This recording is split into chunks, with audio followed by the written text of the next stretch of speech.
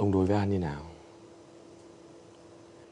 Ông biết vì sao tôi yêu cầu ông nhường việc đưa đón An cho tôi không? Vì tôi thấy bất an khi ông ở cạnh cô ấy.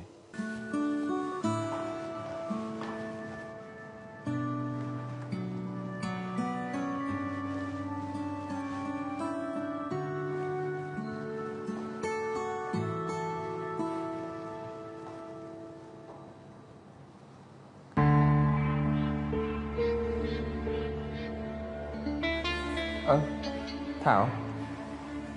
Anh tưởng là anh đi ăn trưa rồi. Bây giờ em đi ạ.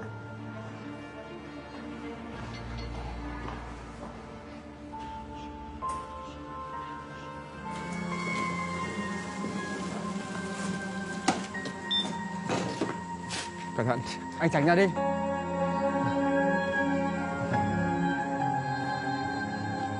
Vào phòng nghỉ.